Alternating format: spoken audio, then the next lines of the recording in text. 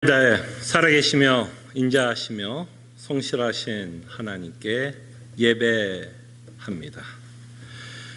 기쁨으로 여호와를 섬기며 노래하면서 그의 앞에 나갈지어다. 아멘.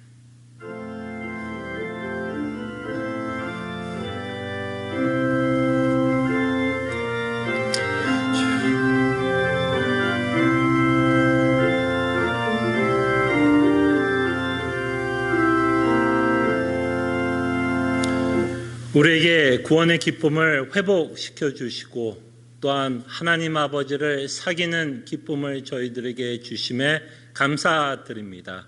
우리에게 베푼 구원을 기억하며 하나님 아버지께 예배 드리기를 원하오니 이 시간 우리와 함께 하시고 우리의 모든 힘을 하나님께 집중하여 하나님께 예배하는 귀한 시간이 되게 하여 주시옵소서.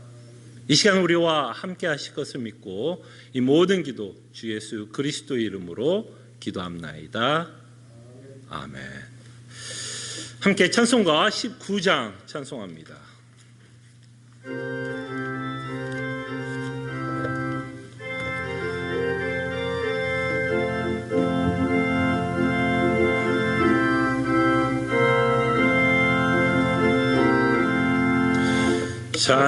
찬송하는 소리 있어 서랑 기뻐하도다. 하늘 아버지의 이름 거룩하도다. 세상 사람 찬양하자. 거룩하신 하나님께 할렐루야 할렐루야 할렐루야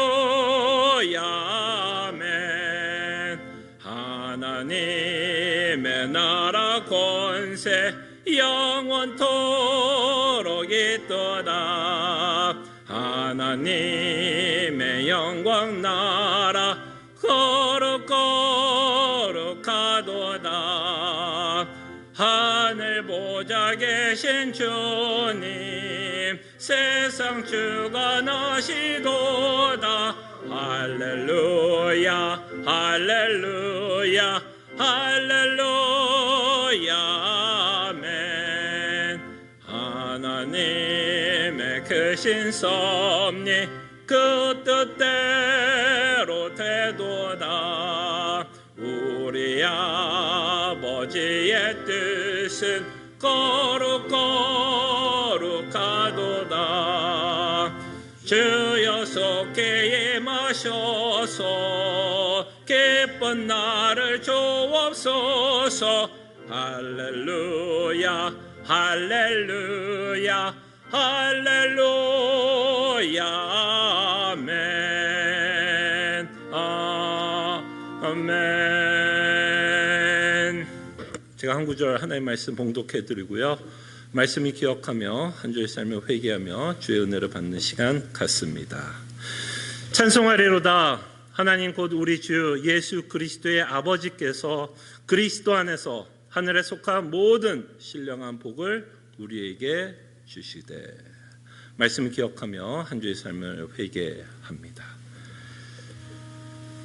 주님, 정말 주님께서 베풀어 주신 은혜를 기억하게 해주시고 주께서 베풀어 주신 하늘의 신령한 복이 우리가 가질 수 있는 최고의 복이라는 것을 설득시켜 주심에 감사드립니다. 그러나 여전히 우리가 옛사람을 잊고 있고 옛사람의 모습이 남아있어 이것을 참 벗기가 힘듦을 저희들이 고백하오니 정말 우리의 가치관을 무너뜨려 주시고 하늘의 신령한 복을 최고의 복으로 삼고 살아가는 주의 백성들 되게 하여 주시옵소서. 다시 한번 우리가 예수 그리스도를 믿으면서 하나님이 주시는 최고의 복을 우리가 이미 받고 살아가고 있음을 깨닫게 해주심에 감사드립니다. 이 세상이 줄 수 없는 하늘의 신령한 복을 저희들이 받고 살아가는 귀한 하나님의 자녀로 불러주신 것 감사드립니다.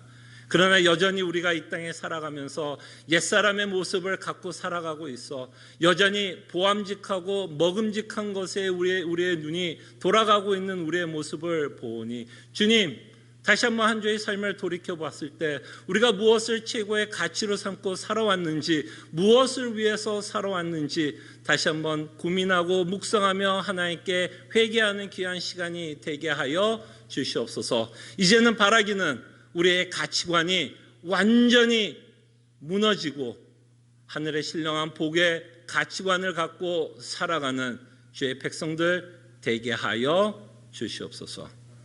감사하고 살아계신 예수 그리스도 이름으로 기도합나이다. 아멘. 다 함께 찬송가 429장 찬송할 때요, 특별히 3절에 저희가 조금 가사를 좀 바꿔서 찬송을 하겠습니다. 3절에 보면 천사들이 우리를 보호하신다라고 기록되어 있는데요, 그것을 하나님이 보호하신다로 저희들이 찬송 바꾸겠습니다. 3절 아시겠죠? 천사들이 아니라 하나님이 우리를 보호하시는 것으로 저희들이 가사를 바꿔서 찬송 부르겠습니다.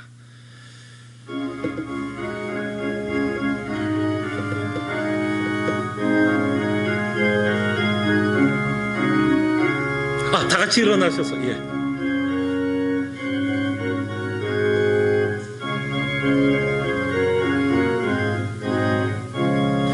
세상 모든 풍파 너를 흔들어 약한 마음 낙심하게 될 때에 내려주신 주의 복을 세어라.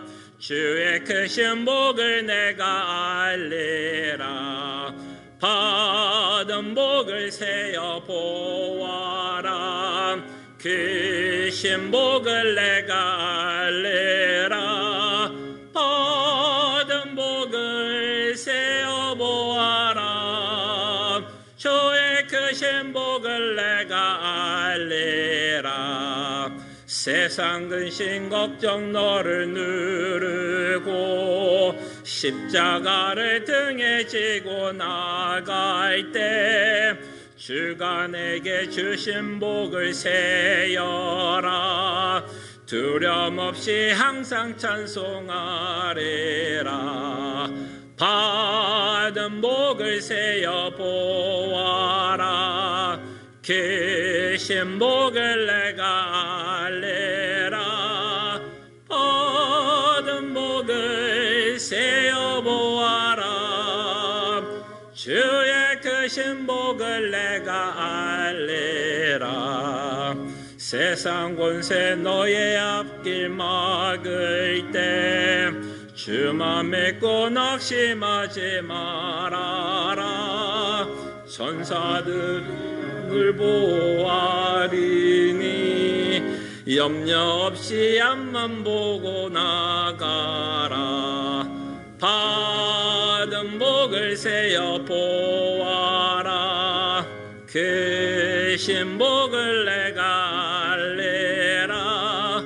받은 복을 세어 보아라. 주의 크신 복을 내가 알리라. 아멘. 함께 시편 13편 교독합니다. 여호와여, 어느 때까지일까? 나를 영원히 잊으셨나이까? 주의 얼굴을 나에게서 어느 때까지 숨기시겠나이까?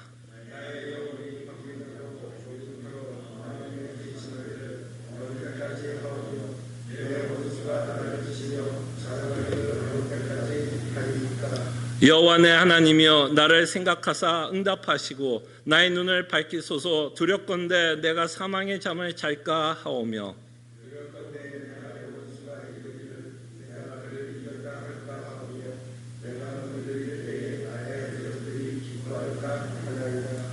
나는 오직 주의 사랑을 의지하였사오니 나의 마음은 주의 구원을 기뻐하리이다.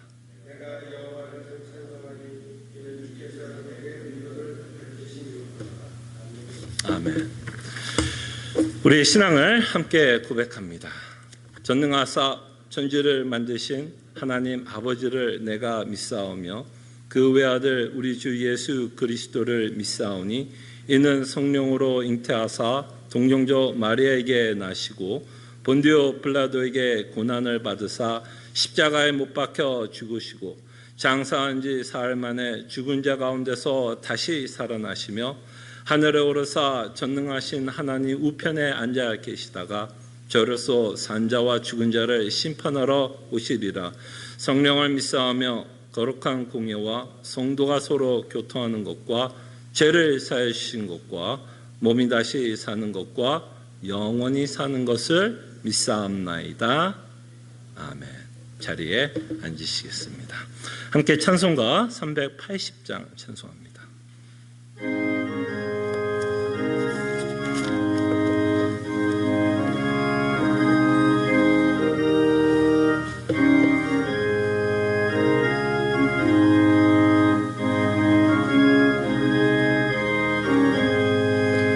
너의 생명 되신 주 주님 앞에 나갑니다. 주의 흘린 모혈로 정케하사 받아주소서. 날마다 주를 찬송하겠네. 주의 사랑 줄로서 나를 굳게 잡아매소서. 괴로운 세상 지낼 때 나를 인도하여 주소서.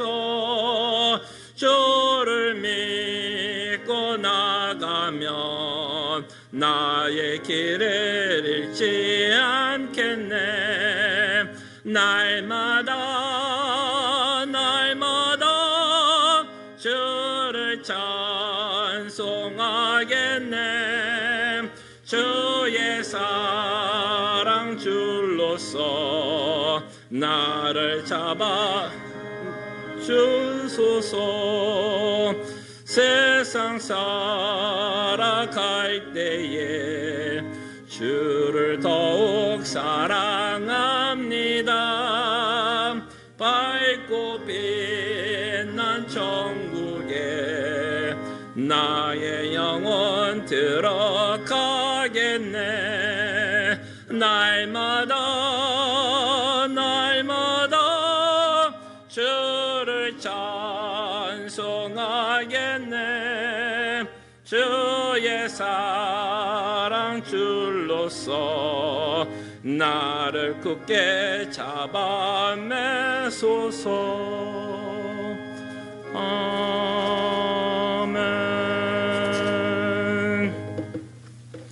함께 기도합니다.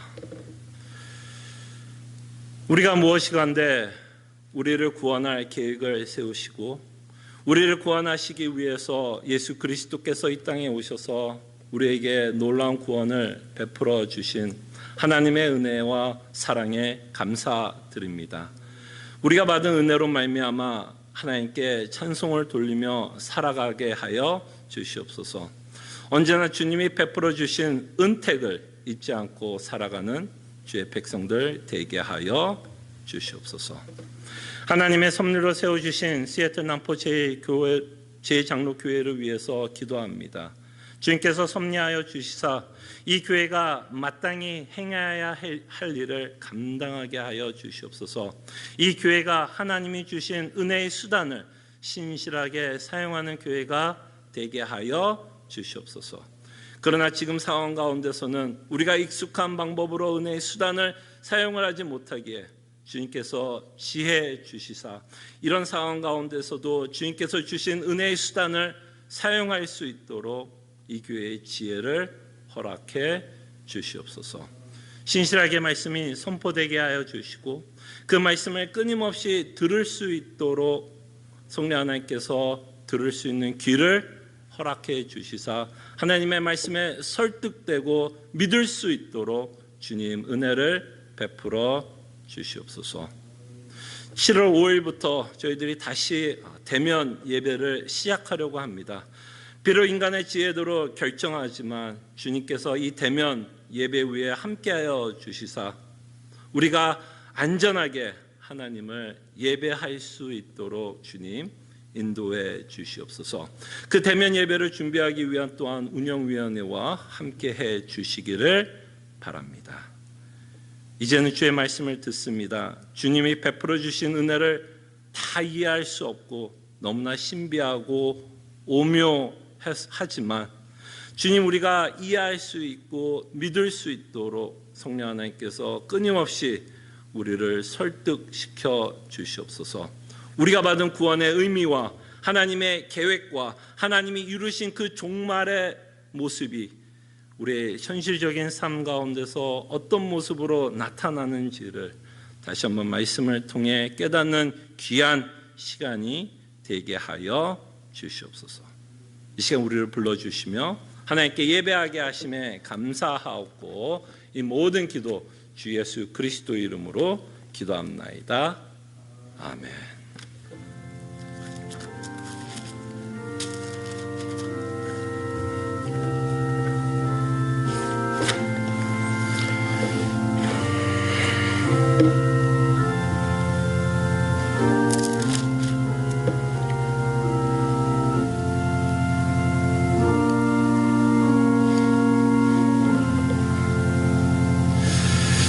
하나님의 말씀 히브리서 11장 20절에서 22절 제가 봉독해 드리지만요, 저희들은 특별히 21절 야곱에 관한 내용으로 오늘 중점적으로 좀 생각해 보겠습니다. 하나님의 말씀이 이러합니다.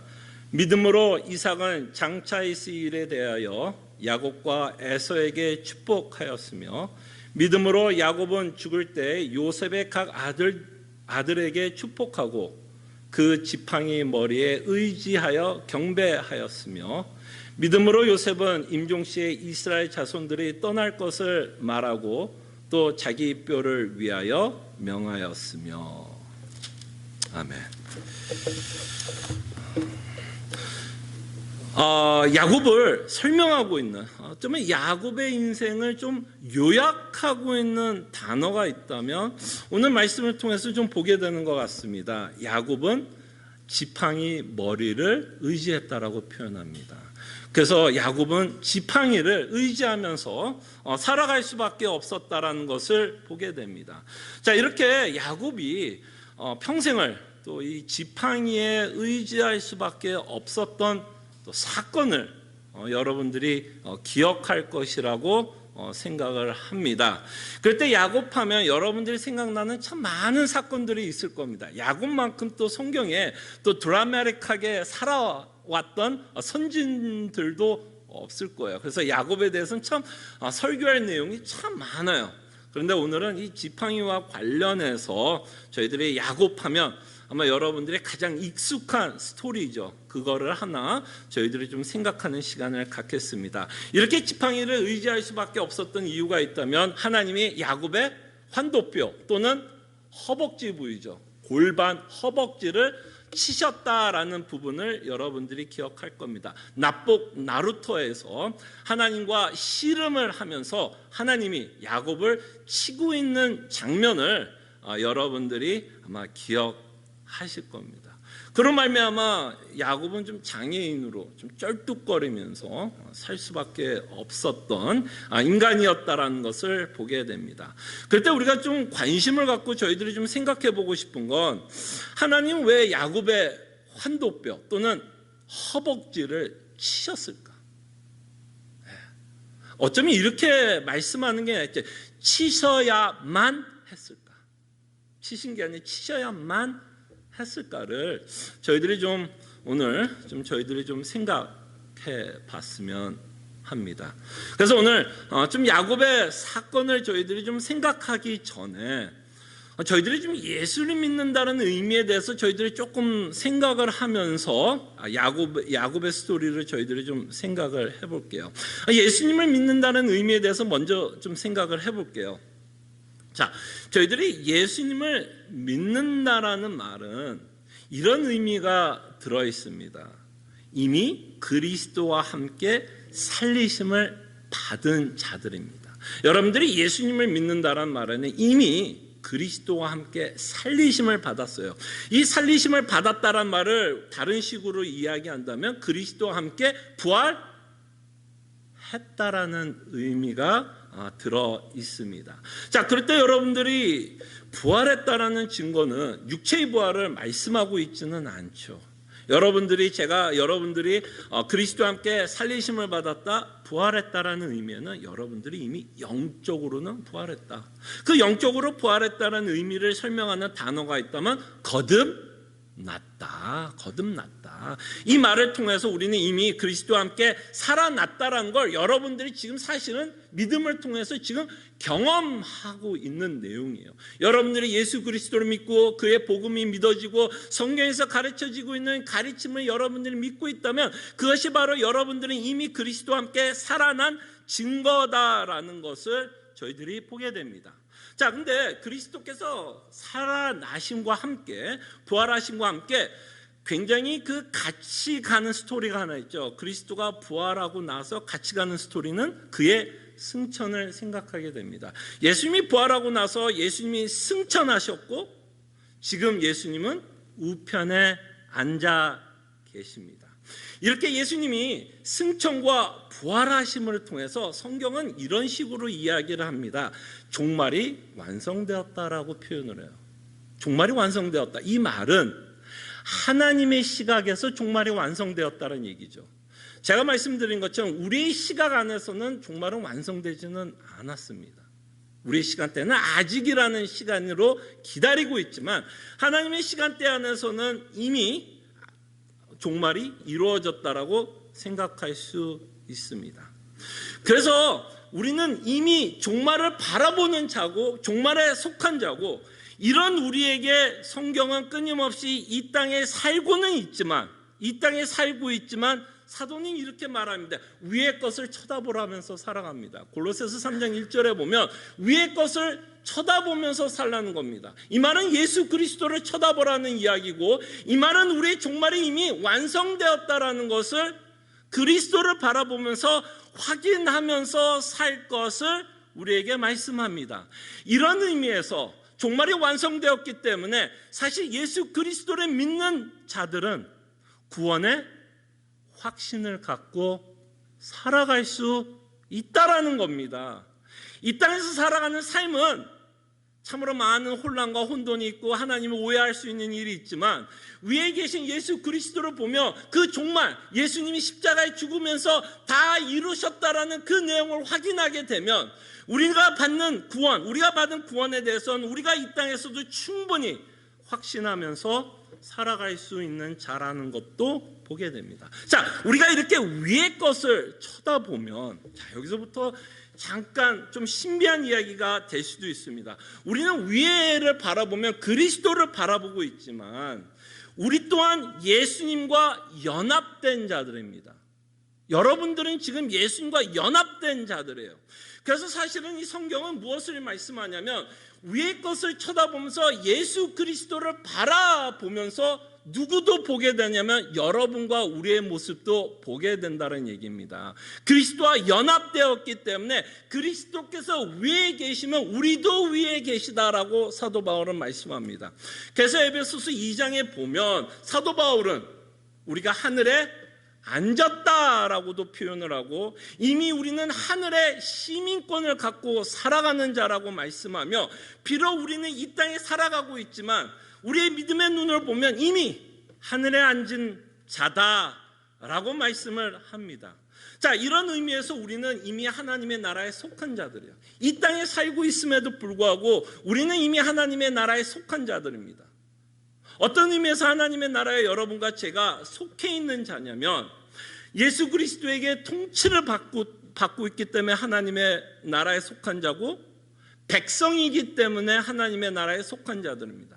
그럴 때 우리 시간대 안에는 아직이라는 부분이 있죠. 어떤 부분에서 아직이라는 부분이 있어요.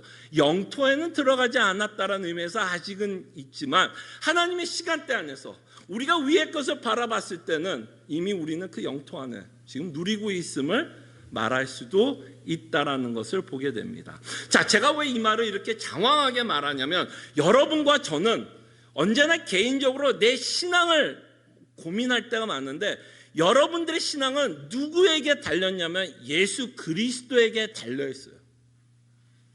그래서 우리의 신앙을 생각할 때 굉장히 중요한 것은 우리가 예수님과 연합하고 있다는 유니언.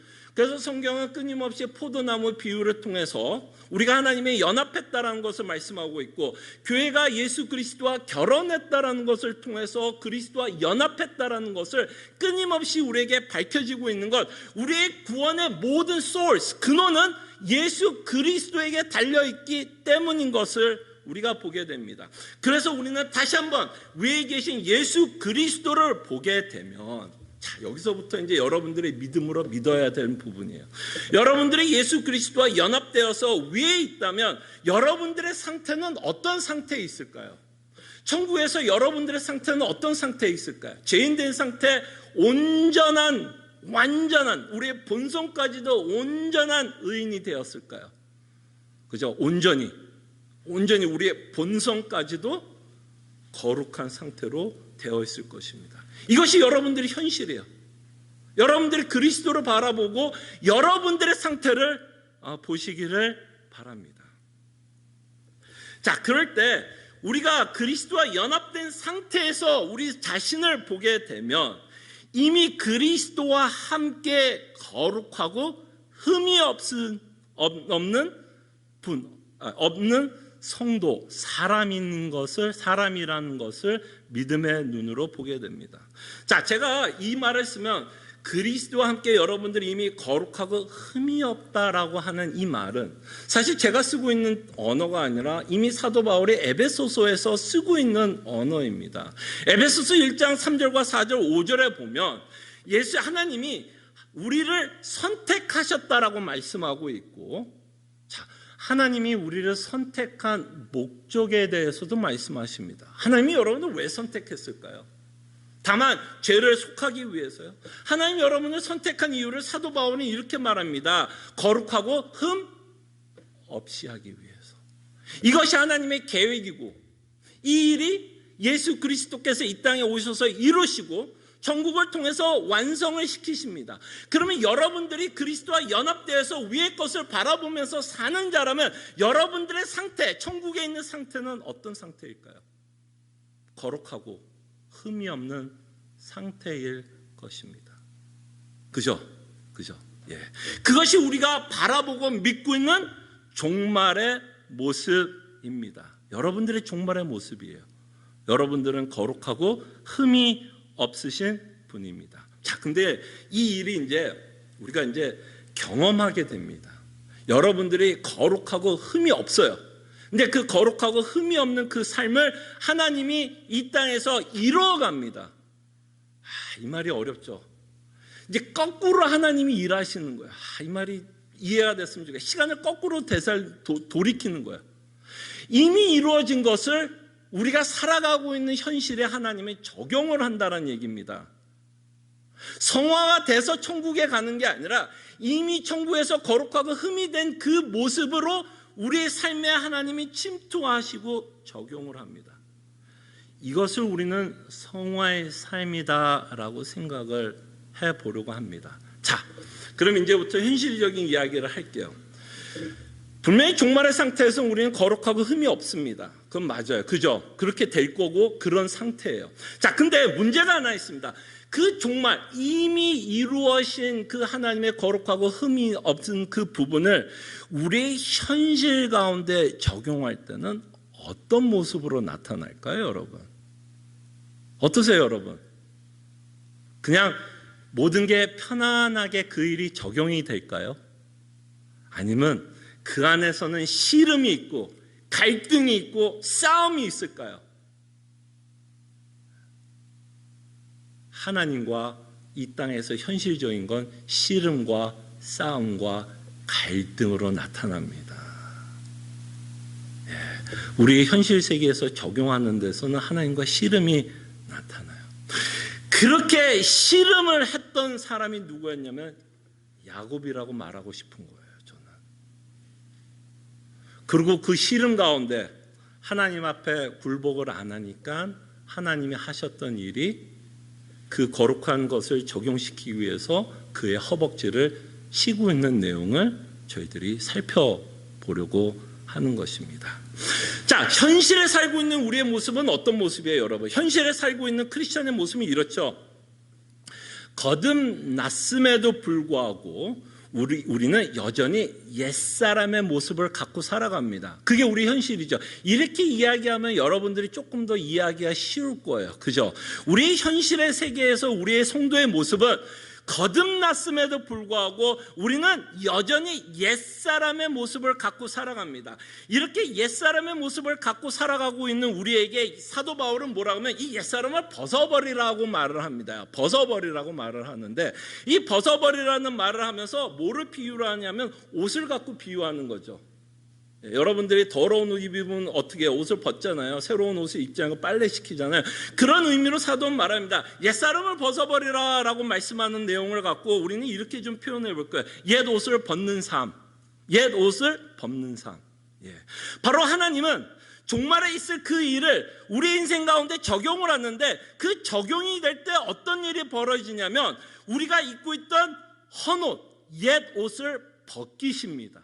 옛 옷을 벗겨요. 왜? 우리가 거룩한 상태에 있으니까. 우리는 거룩한 상태에 있기 때문에 하나님은 그 종말을 우리의 현실에 적용을 할 때 우리의 옛 옷을 벗기십니다. 자, 근데 여기에 문제가 있는 거죠. 여러분과 저는 옛 옷을 벗고 싶지 않아요. 이게 우리의 문제예요.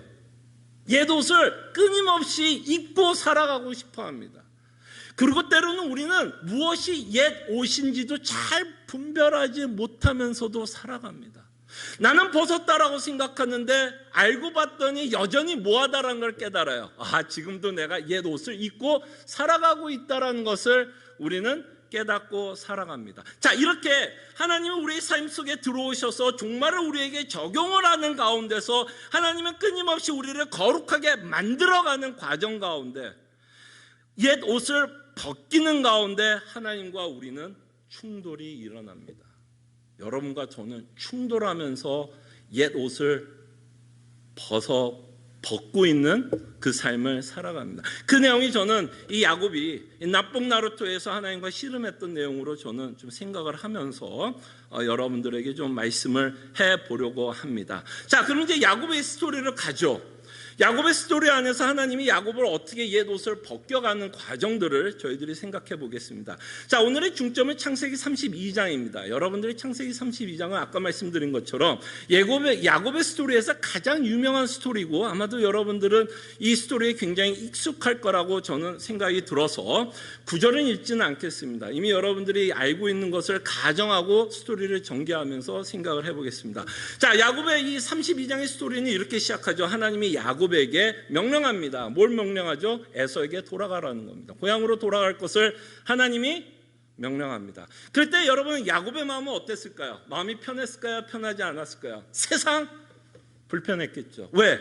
야곱은 압니다. 어떻게 축복을 받았어요? 지난주에도 저희들이 생각한 것처럼 자기 아버지를 속여서 축복을 받았습니다. 그렇기 때문에 야곱은 마음속에 어떤 마음이 있어요? 죄책감이 있을 수 있고 또 형을 향한 어떤 마음이 있어요? 두려움, 공포감이 있었을 것입니다. 자, 그런 상태에 있었던 야곱에게 하나님은 에서에게 돌아갈 것을 명령하십니다.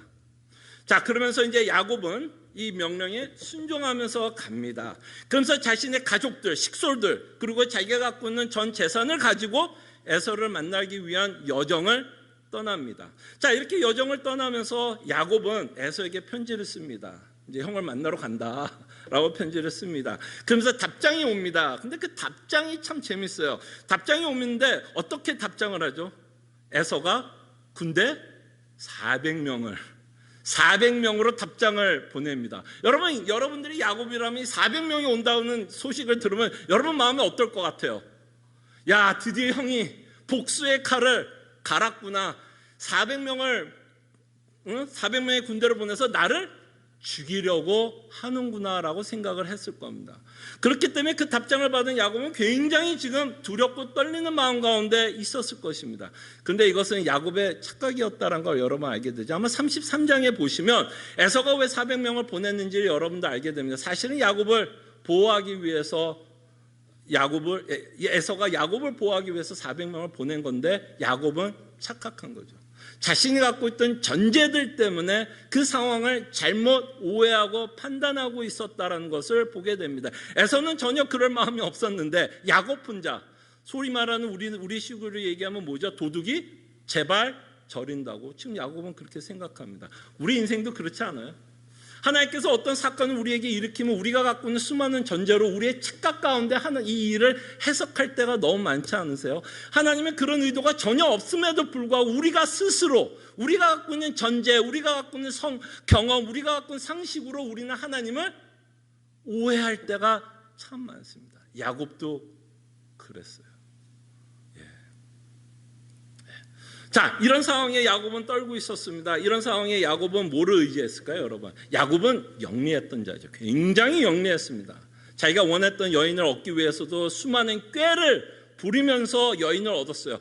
그 인생은 그 인생을 우리가 좀 정리하자면 뭐를 의지했어요? 자신의 영리함, 자신의 지혜, 그죠? 그것을 의지하면서 수많은 문제들이 닥쳤을 때 그냥 꾀를 부려서 자기가 갖고 싶었던 거를 끊임없이 쟁취했어요.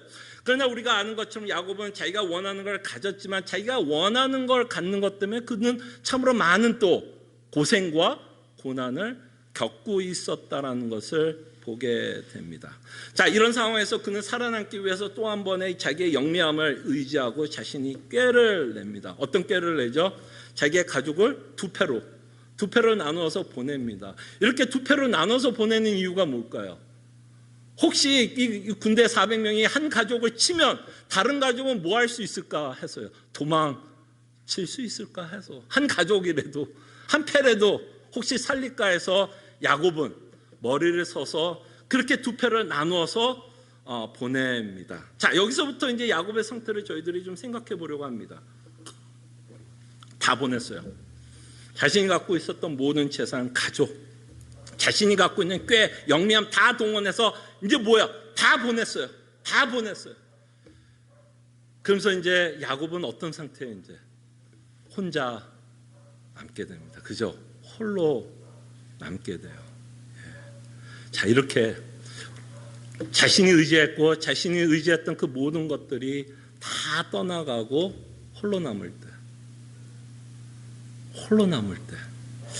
이때가 하나님이 우리의 옛 옷을 벗기기 시작하고 있는 타이밍이 아닐까 싶습니다.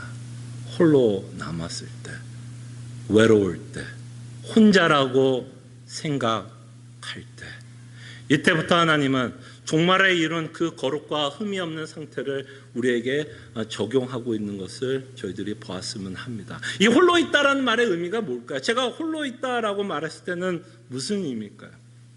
무슨 상황이에요? 누구도 나를 도와줄 수 없고, 누구도 야곱, 내 자신을 도와줄 수도 없고, 누구도 나를 이해할 수 없으며, 그런 순간 여러분 있지 않으세요? 정말 외로워. 너무 고독해. 누군가 내 얘기를 합니다. 내 아픔을 이야기해요. 아무도 내 이야기를 들어주는 자도 없고 이해해 주는 사람도 없습니다. 근데 그건 누구도 될 수 있을까요? 그것은 내 남편, 내 부인, 내 자녀 또는 목사도 그 안에 포함되죠. 인간은 아무리 공감을 하려고 애를 써도 상대를 다 공감할 수는 없는 것 같아요. 하나님이 아닌 이상 그 상대를 다 이해할 수도 없고, 사실 이렇게 홀로 외롭고 홀로 고독할 때는 사실 자신이 정말 왜 힘든지도 다 몰라요. 다 알지도 못하고 힘들긴 힘든데 자신이 왜 힘들고 자신이 왜 외롭고 자신이 왜 고독한지 그 이유조차도 모르는 순간이 오게 됩니다. 내 자신도 의지할 수 없는 순간을 하나님이 주신다라고 생각합니다. 바로 이 시간들이 우리가 그리스도와 연합된 상태에서 우리를 거룩하게 만들어가는 과정이라고 저는 생각을 합니다. 자, 이럴 때 누구만 남아요? 하나님과 야곱만 남습니다. 하나님이 이럴 때가 있는 것 같아요. 하나님은 우리 인생 가운데 하나님과 우리 하나만, 하나님과 나만 남겨놓을 때가 있는 것 같아요. 아까 말한 것처럼 내 이 속타는 마음을 누구에게 이야기해도 아무도 이해 못하는 순간을 만나게 된다는 거죠. 그래서 하나님과 나만 있었던 순간, 아무도 나를 도와줄 수 없는 상황, 그때 우리는 하나님과 씨름을 합니다. 그때 야곱은 하나님과 씨름을 해요. 그때부터 하나님과 씨름을 합니다. 그때 이 야곱과 씨름을 했다라는 것은 이런 씨름이 아니었을까 저는 좀 상상을 해봤습니다. 야곱은 끊임없이 자신의 생각으로 하나님과 씨름하고 있지 않았을까 생각을 해봅니다. 자신의 생각으로. 자, 이 말은 무슨 말이냐면 이 야곱이 하나님과 씨름을 한 모습을 저희들이 좀 상상을 해본다면 이런 모습이 아닐까 싶어요. 여러분들이 자녀를 키우면서 아이들과 말다툼 할 때가 있죠. 말다툼 많이 하죠. 자, 어떨 때 말다툼이 생겨요? 분명히 여러분들이 자녀를 사랑하는 마음으로 조언을 할 때가 있죠. 충고할 때 있죠. 야, 너 이러면 안 돼. 이런 상황에서는 이렇게 하면 참 좋을 것 같아. 아빠의 말, 엄마의 말을 좀 들으면 이 상황을 네가 그래도 힘들지만 좀 쉽게 넘어갈 수 있을 거야 라는 조언할 때 있죠. 근데 여러분, 자녀들이 대부분 여러분들의 진심 어린 충고와 조언을 할 때 보통 어떻게 반응해요? 다툴 때 어떻게 반응해요? 저의 아이들과 다툴 때는 이렇게 아이들이 반응을 하더라고요. 엄마, 아빠, 무슨 말인지는 알겠어. 무슨 말인지는 알겠대요. 아니, 무슨 말을 알면 거기서 끝나야 되죠, 대화가. 아멘, 순종, 그거 끝나야 되죠. 근데 무슨 얘기가 나와요? 그 후로. 그런데 아빠, 그런데 엄마, 그러나, although, however, even though. 이해는 하는데 거기에 대한 수많은 뭐를 제기해요? 논쟁을 제기합니다. 그 말은 뭐예요? 사실 여러분 생각해 보세요. 그 말을 아이들이 왜 할까요? 아빠 말은 이해가 됐는데 아빠 말에 신뢰는 안 된다. 아빠 말은 이해가 안 된다. 믿어지지 않는다라고 이야기하는 거 아니에요, 사실은? 그러니까 여러분 뭐야? 이제 답답한 거죠. 내 말 내가 너보다 30년을 더 살았는데 내 말 들으면 조금 더 이 문제를 편안하게 할 수 있는데 그냥 저희들 뒤집어지는 거죠. 이런 모습으로 야곱이 씨름하지 않았을까라는 상상을 해보고요. 우리도 하나님과 씨름할 때 그런 거 아닐까요? 나를 믿으라고 말씀하고 있는데 수많은 이유를 가지고 하나님은 나를 믿으라고 얘기하는 거 아니에요. 수많은 이유를 가지고 나를 신뢰하라고 말하는 게 아니에요. 어렵고 힘든 그런 상황 가운데서도 끊임없이 나를 신뢰하라는 게 하나님의 말씀 아니에요. 내가 너를 보호하고 지켜줄 거라고 말씀하는 거 아니에요. 근데 여러분과 저는 어때요? 그런데 하나님, 그러나 하나님, 그런데 하나님, 끊임없이 우리도 뭐를 해요? 끊임없이 뭐를 해요? 토를 달잖아요. 그 토를 다는 게 하나님이 사실은 신뢰가 안 되는 거예요. 그 토를 다는 게요. 그런데 그러나가 나오면 신뢰가 안 되니까 그런데 하나님, 난 그래도 이게 있어야 될 것 같고, 그런데 하나님 이 문제는 이렇게 해결이 되어야 될 것 같은데 끊임없이 우리는 하나님보다 더 지혜롭다고 생각을 하고 끊임없이 하나님을 신뢰하지 못하는 우리의 모습을 저희들이 보게 됩니다. 이렇게 밤새도록 하나님과 씨름했던 야곱에 대해서 하나님이 어쩔 수 없이 하는 행동이 뭘까요? 이래서 그런데 그러나가 끊임없이 나오니 하나님이 신뢰하지 못하고 끊임없이 반문을 하는 야곱에게 하나님은 허벅지를 칩니다. 허벅지를 쳐요.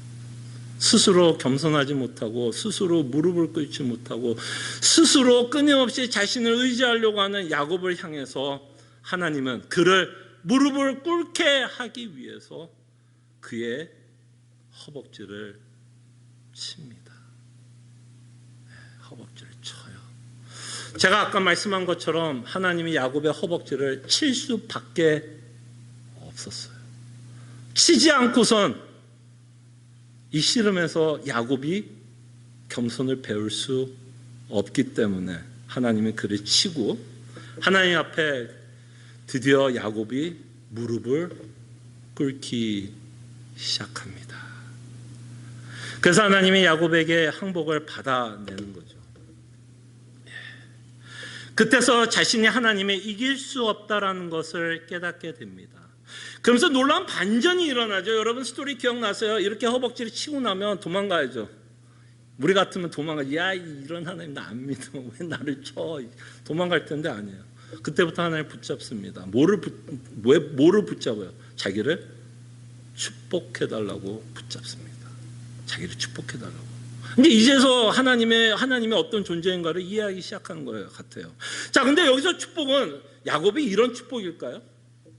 내가 이 땅에서 필요한 재산, 자녀, 이미 야곱도 웬만큼 재산을 갖고 있었던 자예요. 여기서 축복해달라는 말은 그런 의미가 아닐 거예요. 이 세상의 것으로 축복해달라고 야곱이 지금 하나님께 이야기하는 건 아니겠죠. 그리고 더 재미난 건 하나님께 야곱이 축복해달라는 말에 하나님이 질문도 되게 흥미로워. 뭐라고 여러분? 하나님이 물어봐요. 축복해주면 우리가 생각하면 안수기도 하면서 내가 너를 축복하노라. 이제는 가라. 내가 어떤 상황 가운데서 너를 보호하마. 너가 이 땅에 필요한 거 내가 다 채워주마. 이런 스토리가 전개될 것을 우리는 기대하죠. 근데 야곱이 하나님께 축복해달라고 부탁을 하면서 하나님이 축복의 내용을 하는 게 아니라 뜬금없는 질문을 합니다. 축복해달라고 하는데 뜬금없이 물어봐요. 뭘 물어보죠? 네 이름이 뭐냐? 아니 지금 축복해달라고 하는데 뜬금없이 네 이름이 뭐냐라고 물어보면 이 내용이 뭐예요? 사실 이 내용이 왜? 이게 축복의 내용이라는 거죠. 이 내용이 축복의 내용이라는 거죠. 지금 축복해달라고 하는 그 말에 하나님이 이렇게 물어보고 있고 그 대화 내용 가운데 사실은 하나님이 축복하고 있는 내용이 들어있다라고 우리는 생각할 수 있습니다. 자, 그럴 때 하나님이 그에게 묻습니다. 네 이름이 뭐냐? 그래서 여러분들 우리가 아는 것처럼 야곱은 야곱이다라고 대답을 해요. 아유, 너무 당연하죠. 자기 이름이 야곱인데 야곱이라고 대답하지 송근친이라고 대답하겠습니까? 라고 생각할 수 있지만 사실은 여러분 우리가 이해할 것은 이렇게 이름을 물어보는 이 질문 안에는 사실은 이런 의미가 있습니다. 너의 존재가 무엇이냐라고 물어보는 거예요. 너의 존재가 무엇이냐? 하나님이 야곱에게 네 이름이 뭐냐라고 물어봤어요. 너는 누구냐? 너의 존재는 뭐냐? 라고 물어보고 있는 겁니다. 그럴 때 야곱은 자신이 야곱이라고 대답하면 자신의 존재를 이제 인정하는 거예요. 여러분 그 스토리에 보면 뭐라고 했냐면 야곱은 어떤 자라고 소개하죠? 의로운 자? 아니 속이는 자. 속이는 자라고 표현을 합니다. 그 야곱이라고 대답하는 그 한마디에 자신의 인생이 다 그 안에 들어가 있어요. 어떤 자예요? 그는 속이는 자였다. 속이는 자였다. 그래서 그는 끊임없이 자신의 인생을 자신의 영리함, 자신의 능력, 자신을 의지하면서 살아왔다라고 하나님께 고백하고 있다라는 것을 보게 됩니다. 이제서 야곱이 사실은 자기가 야곱이라고 고백하는 순간 자신이 이제 뭐라는 걸 깨닫는 거예요. 내가 정말 하나님 앞에 죄인이구나. 자신의 존재를 그제서 바라보고 있다라는 것을 보게 됩니다. 자신이 죄인이요 얼마나 무기력한 존재라는 것. 바로 하나님의 종말이 우리에게 적용되는 시점은 여기가 아닌가 싶어요. 우리가 거듭나서 정말 우리가 거듭났다라는 것을 실감하는 순간은 이 시간부터 아닌가 싶어요. 내 존재가 누구인지를 아는 것. 내가 정말 죄인이고 나는 내 의지를 내 영리함, 내 계획, 내가 갖고 있는 가치관을 삼고 살아왔는데 이 하나님이 우리의 인생 가운데 개입하면서 벌어지는 수많은 일들을 통해서 우리에게 겸손을 가르치고 그 겸손한 것을 가르치면서 내가 누구인지를 하나님이 끊임없이 가르쳤고 그 일을 통해서 우리는 하나님의 긍휼하심이 없이 하나님의 긍휼함 없이 자비함 없이는 살 수 없다라는 것을 인정하는 것. 이것이 어쩌면 우리가 위의 것을 쳐다보면서 정말 하나님만을 예수 그리스도만을 인정하고 그를 의지하면서 살아갈 수밖에 없는 그런 자의 고백이 아닌가 생각을 해봅니다. 그러면서 하나님이 야곱을 이름을 계명하죠. 이 계명의 의미도 굉장히 중요합니다. 야곱이라고 이제 이름을 갖고 있었던 자를 이름을 바꿔요. 이스라엘이다라고 바꿉니다. 이 계명이 사실은 뭐예요? 이게 축복의 내용인 거죠. 자, 그럴 때 이 말의 뜻은 하나님과 겨루어 이겼다라는 의미입니다. 하나님과 겨루어 이겼다. 그럼 여기서 야곱이 이긴 내용이 뭐예요, 여러분? 승리? 뭐 하나님과 정말 원투펀치 날리면서 뭐 하나님을 굴복시킨 게 이긴 건가요? 이 스토리 전체에서 하나님이 야곱이 하나님과 겨루어 이겼다 그러면 이긴 내용이 뭐예요? 결국 이긴 내용이 뭐예요? 야곱이 누구인지를 깨닫는 것이 야곱이 이긴 내용입니다. 무슨 얘기인지 알겠죠? 야곱이 이긴 내용은 자신이 누구인지를 깨닫는 거예요. 그러니까 사실은 엄밀히 말하면 이 이스라엘이라는 이름을 통해서 하나님이 겨루어서 야곱이 이겼다라는 표현으로 이해할 수 있지만 사실은 뭐예요? 하나님이 이기신 거예요. 하나님이 이기신 거예요. 하나님이 이기신 거예요. 그럼으로써 여러분과 제가 누구인지 그리고 우리가 그리스도만을 의지할 수밖에 없는 자이고 그 그리스도를 의지하고 그분을 믿기 때문에 우리는 사실 하나님 앞에서 또 의인이라는 칭함을 받고 저희들은 살아갑니다. 그래서 하나님은 종말에 이룬 그 일을 우리의 현실 가운데서 이루십니다. 근데 아까 이 야곱의 스토리를 통해서도 우리가 본 것처럼 하나님은 우리가 입고 있는 옛 옷을 입고 있는 그것을 끊임없이 벗겨버리려고 하고 그 옛 옷을 벗어버리고 싶지 않을 때 하나님과 우리 안에 싸움이 벌어집니다. 여러분 혹시 아이를 어렸을 때 키웠을 때 기억나요? 아기 때. 뭐 너무 오래돼서 기억이 안 나겠지만 어쩔 땐 애 옷 갈아입히는 것도 쉽지 않아요. 뭐가 그렇게 똥꼬집이 세고 힘이 센지 그냥 어떻게 하든 뭐 자기가 이 옷이 이쁜지를 아는 건지 끝까지 뭘 알아요. 그래도 뭐 뻗당겨요. 안 벗으려고 그래요. 그게 우리의 모습이라고 합니다. 그러니까 여러분 어떻게 해요? 이 더러운 옷을 어떻게 해요? 강제적으로 여러분 뭐 할까요? 애가 뭐 더러운 옷인데 뭐 여기에 뭐 똥오줌 다 묻어 있는데 뭐 지가 입고 싶다면 그냥 뭐 냅두지 이런 부모 있어요? 아니면 강제적으로 힘을 써서 벗겨요? 그럼요. 강제적으로 힘을 써서 벗기죠. 그 과정이 여러분과 제 인생에서 벌어지는 하나님과의 싸움입니다. 그때 우리 한번 곰곰이 한번 좀 생각해 보죠. 우리는 돈의 문제로 씨름하면서 살아왔습니다. 그죠? 돈의 문제로 참 많이 씨름하면서 살아왔어요. 근데 알고 보았더니 이것은 돈의 문제로 씨름한 게 아니라 사실 돈의 문제로 하나님과 씨름을 했던 거예요. 우리는 돈이 없으면 죽을 것 같은 생각을 했습니다. 돈이 없으면 내 인생 망하는 것 같은 생각을 했어요. 그래서 우리는 돈이 없을 때 하나님께 불평도 하고 불만도 갖고 하나님을 오해하면서 살았습니다. 근데 하나님은 그 와중에 여러분들과 씨름하면서 결국 여러분들에게 뭐를 설득해요? 그리스도 안에 있는 자족함을. 그 그리스도 안에 만족, 그리스도 안에 자족할 수 있다라는 것을 가르쳤습니다. 그래서 우리는 돈의 문제로 염려하고 돈을 씨름하면서 살아왔는지를 알았는데 알고 봤더니 돈과 씨름한 게 아니라 그때에도 누구하고 씨름한 거예요? 누가 여러분들과 씨름한 거예요? 하나님이 씨름한 거예요. 하나님이 여러분과 씨름한 거예요.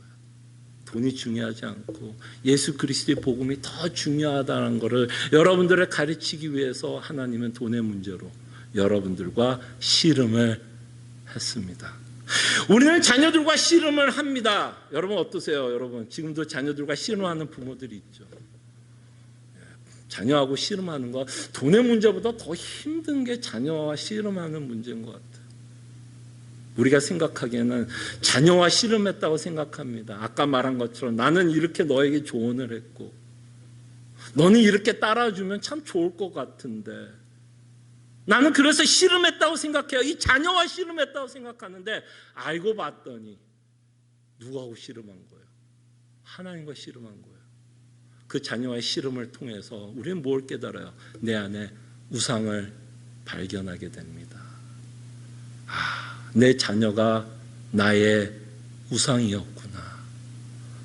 나는 내 자녀를 컨트롤하고 싶었고 내 뜻대로 키우기를 원했고 이 자녀를 통해서 내가 대리만족하고 싶었던 그 우상을 발견하게 됩니다. 그래서 우리는 자녀와 싸웠다고 생각하고 자녀와 다툼을 하고 지금도 신경전을 벌이는 것 같지만 사실은 그 신경전 뒤에는 여러분들이 누가 신경전 벌이는 거예요? 하나님과 신경전 벌이는 거예요. 끊임없이 자녀를 붙들고 그 자녀가 주는 대리만족을 우리는 끊임없이 받고 싶은데 하나님은 그게 아니다. 그게 우상이다. 너가 만족할 수 없는 것을 왜 만족하려고 하니? 그리고 자녀도 누가 키울까요? 저도 아이를 키우면서 참 그런 고민을 할 때가 참 많아요. 이게 내 자녀일까? 우리 자녀라고 많이 생각하죠. 돈도 그렇죠. 그럴 때 우리가 씨름해야 될 거, 이것도 내 자녀가 아니야. 내가 비록 시간과 물질과 무진장 많이 투자한 건 사실이고 인베스트 했잖아요. 지금까지도. 그러니까 그 인베스트 한 만큼 뭐를 받고 싶어요? 리워드. 당연히 여러분 돈도 인베스트하면 당연히 돌려받고 싶은 게 있는 거 마찬가지로 자녀한테도 그만큼 인베스트하면 여러분에게 뭔가 돌아오기를 바라는 거죠. 그게 돌아오지 않는 것 때문에 답답한 거 아니에요. 아이들을 보면서. 근데 그 답답함이 그 아이의 문제가 아니었더라고요. 그건 다시 한번 하나님과의 씨름이었더라고요. 내 우상을 발견하게 된다는 거죠. 그리고 우리는 우리의 건강의 문제로 씨름합니다. 여기 계신 분들 한 분 빼놓고는 저보다 나이가 다 많아요. 물론 의학이 발달했습니다. 그래서 우리의 생명은 연장이 되는 것은 확실한 것 같아요. 그렇다고 우리의 몸이 예전 같지는 않을 것입니다. 여기 계신 분들 다 예전 같지는 나 예전에 이 정도 가지고 내가 쓰러졌다고? 내 몸이 예전 같지 않다는 걸 느낄 거예요. 그 느낌도 사실은 그렇게 기분 좋은 느낌은 아니죠. 건강이 나빠지고 있는 내 모습을 보면서 그게 어떻게 기분이 좋아요. 그럼으로써 나의 무기력함을 맛보는 건데 옛날에 이 정도 충분히 했는데 이제는 안 돼. 그러면서 자신의 무기력함, 건강이 후퇴오면서 느끼는 그 두려움.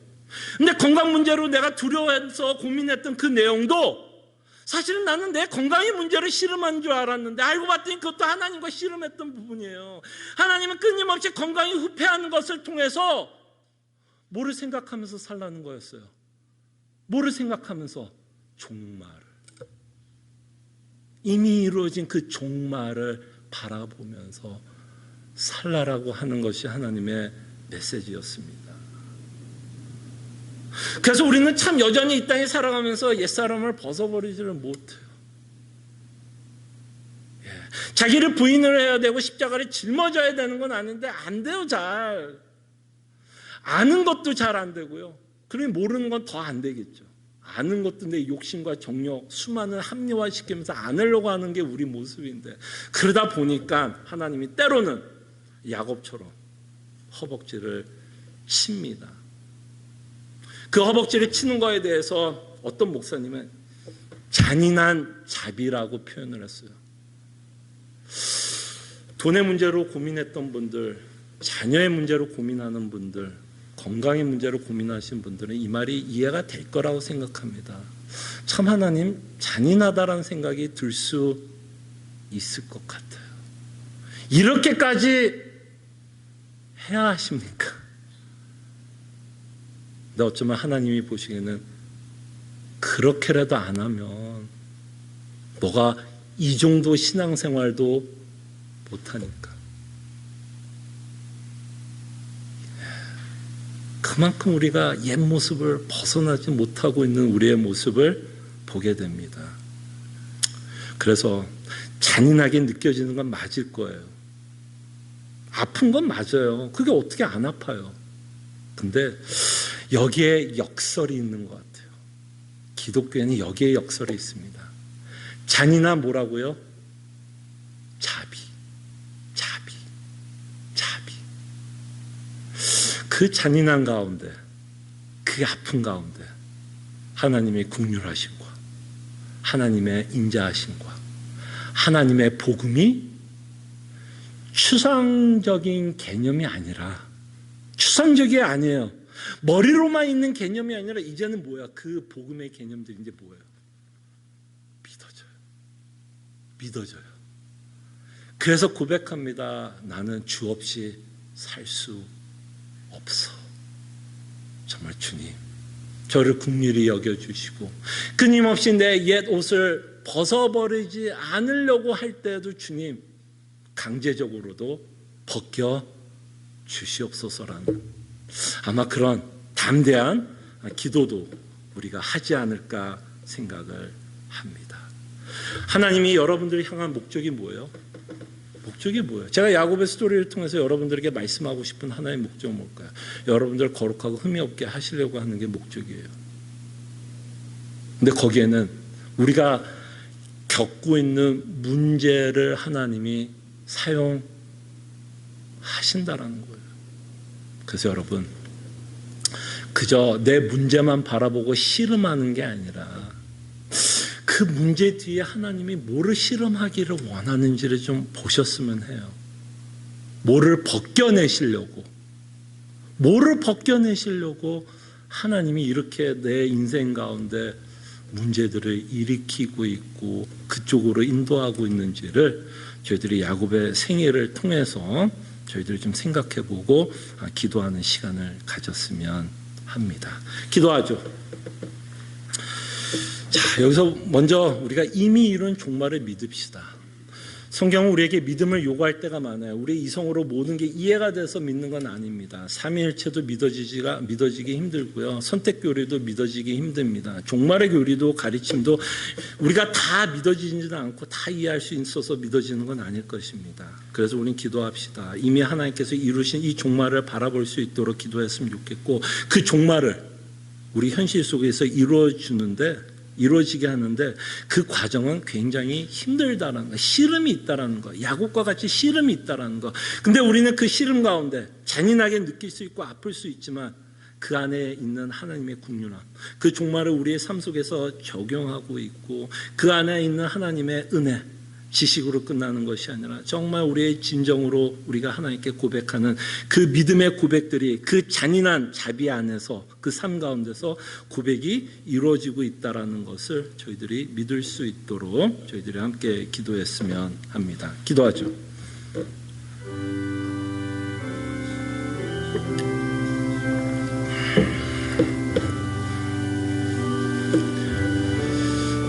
주님,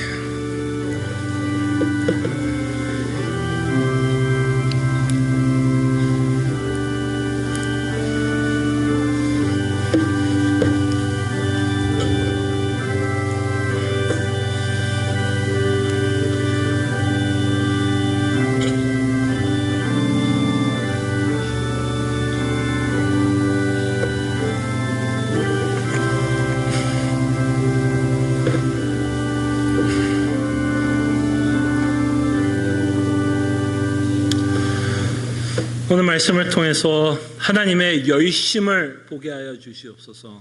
하나님이 왜 우리를 선택한 목적을 우리로 믿게 하여 주시고 그리스도 안에서 완성된 우리의 모습을 보게 하여 주시사 그 완성된 모습이 우리의 현실 가운데서 어떻게 적용되는지를 저희들로 믿게 하여 주시고 현실 가운데서 적용이 될 땐 참으로 뼈아픈 일들이 참 많고, 그 뼈아픈 일 가운데 하나님이 우리와 씨름하고 있으며, 우리로 하여금 우리가 누구며 우리의 존재가 누군가를 깨닫게 하기 위해서, 우리가 하나님만을 의지하면서 살아갈 수밖에 없는 자라는 것을 깨닫게 하기 위해서 수많은 일들을 하나님께서 지금 우리 앞에 주어지고 있다는 것을 잊지 않게 하여 주시옵소서.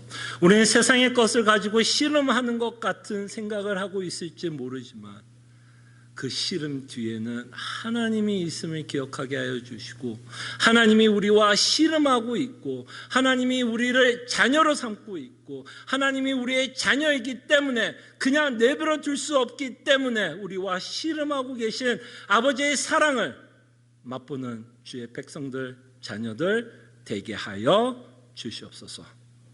감사하고 살아계신 예수 그리스도 이름으로 기도합나이다. 아멘. 다 함께 일어나셔서 찬송가 342장 찬송합니다.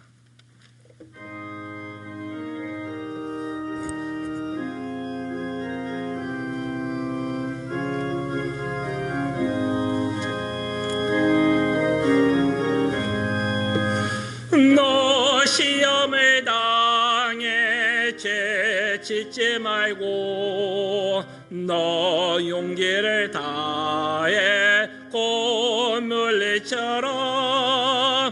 너 시험을 이겨 새 힘을 얻고 주 예수를 믿어 늘 승리하라. 우리 구주의 힘과 그의 위로를 빌라. 주님 내 편에 서서 항상 도우시리.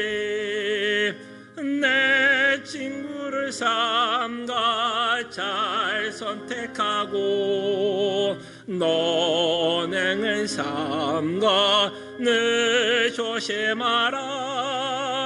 너 열심을 다해 늘 충성하고 온 정성을 다해 주 봉사하라.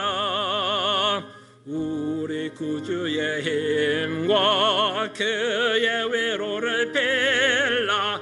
주님 내 편에 서서 항상 도우시리. 자에게는 자는 상 받으리니 너 낙심치 말고 늘 전진하라. 내 구세주 예수 힘 주시리니 주 예수를 믿어 늘 승리하라. 우리 구주의 힘과 그의 위로를 빌라. 주님 내 편에 서서 항상 도우시리. 하나님의 백성들이여, 하나님이 주시는 축복의 말씀, 위로의 말씀 믿으시기를 바랍니다. 능히 너희를 보호하사 거침이 없게 하시고 너희로 그 영광 앞에 흠이 없이 기쁨으로 서게 하시리. 곧 우리 구주 홀로 하나이신 하나님께 우리 주 예수 그리스도로 말미암아 영광과 위엄과 권력과 권세가 영원전부터 이제와 영원토록 함께 있을지어다. 아멘. 주님, 정말 우리를 보호해 주시옵소서. 우리가 하나님을 오해하지 않도록, 하나님이 여전히 우리와 씨름하고 있으며 종말을 이룰 그 일을 우리 현실 가운데서 이루어지고 있는 하나님의 놀라운 섭리를 저희들로 깨닫게 하여 주시옵소서. 그것이 때로는 잔인하게 느껴질 수도 있으나 그 뒤에 있는 하나님의 국률하심 정말 우리가 믿을 수 있도록 하나님 도와주시옵소서. 주님. 영상으로 예배드리는 모든 사랑하는 주의 백성들 주님의 이름으로 환영합니다. 아마 지금쯤이면 많은 분들이 단톡방에 올라오는 문자를 확인했을 거라고 생각이 들고요. 이번 주 이제 돌아오는 주일 7월 5일 오전 9시에 저희들이 대면 예배 시작하겠습니다. 그리고 주일학교도 같은 날 같은 시간에 모여서 주일학교 예배도 시작할 예정이니까요. 학부모님들 명심해 주시길 바라고요. 이것을 위해서도 기도했으면 합니다. 지금 이것을 위해서 우리가 기도해야 될 기도 제목이 생기는 것도 참 익숙하지 않습니다. 예, 지금 또 다시 좀 숫자가 좀 스파이크 되고 있는 듯한 이 기사도 보게 되는데요. 비록 우리가 좀 결정하면서 우리가 진행은 하지만 역시 하나님의 또 인도하심과 보호하심이 필요할 때라고 생각을 합니다. 대면 예배를 위해서 여러분 기억해 주시고 제가 여러분 기도한 것처럼 안전하게 저희들이 예배할 수 있도록 기도해 주시고 아마 오늘 예배가 끝나면 이제 운영위원들과 저희들이 좀 대면 예배를 좀 안전하게 드릴 수 있도록 또 의논하고 또 실행에 옮기려고 합니다. 그래서 운영위원회도 여러분 기억해 주시고 기도해 주시면 감사하겠습니다. 그래서 이제 앞으로 한 이번 주부터 계속해서 아마 좀 문자가 나갈 것 같아요. 이제 저희가 대면 예배를 하게 되면 뭐 여러분들이 아는 것처럼 주정부에서는 저희 주정부 주지사가 이제는 마스크는 이제 거의 뭐 맨데이터리 어디 가나 이제 맨데이터리를 요구하고 있는 것을 여러분들이 이미 들었을 거라고 생각이 들어서 이제 우리가 대면 예배할 때 좀 숙지 사항이 많을 것입니다. 그 숙지 사항들을 여러분들이 좀 기억해 주시고 모두의 안전을 위해서 조금 강하게 저희들이 이걸 좀 적용을 해보려고 하겠습니다. 그래서 이거를 좀 저희들이 좀 숙지 사항을 적용하는 과정 가운데 여러분이 왔을 때 기분이 상하지는 않았으면 좋겠어요. 왜? 모두를 어떻게 하든 좀 최선을 다해서 보호할 수 있도록 저희들이 좀 숙지사항을 적용을 하려고 하는 거니까요. 여러분 그 숙지사항 반드시 숙지해 주시고 잘 따라 주시고 좀 교회에서 여러분들에게 요구할 때 좀 기분 상하지 않게 받아주시고 모두의 안전을 위해서 그렇게 한다라는 것을 여러분들이 기억해 주시면 감사하겠습니다. 문자를 계속 좀 업데이트되는 것을 보시면 될 것 같고요. 대면 예배와 함께 아마 여러분들이 궁금한 건 수요 성경 공부와 새벽 기도에 대해서 좀 궁금할 것 같은데요. 새벽 기도는 여전히 조금 모이지는 않을 것 같고요. 당분간 모이지는 않을 것 같고요. 수요 성경 공부는 계속해서 저희가 줌으로 당분간 할 것입니다. 뭐 이것이 이제 상황이 바뀌면 또 다시 모일 수 있지만 계속해서 당분간은 수요 성경 공부는 줌으로 계속 할 것을 여러분들에게 알려드리면서 수요 성경 공부 교회에 관해서 저희들이 생각해 보고 있습니다. 굉장히 중요한 내용이라고 저는 생각이 듭니다. 그리고 저희 교인들이 같은 가르침 안에서 같은 믿음 안에서 우리가 교회를 좀 봤으면 하고요. 많은 성도님들 시간이 되시는 분들 꼭 모셔서 하나님께서 왜 시애틀 남포시의 장로교회를 허락했는지 과연 어떤 역할을 감당해야 되는지에 대해서 저희들이 계속해서 살펴보고 있으니까요. 오셔서 또 하나님의 말씀을 함께 배우고 또 이 시애틀 남포교회를 같은 관점으로 시각으로 저희들이 좀 바라볼 수 있는 성경 공부가 되었으면 합니다. 네, 감사합니다.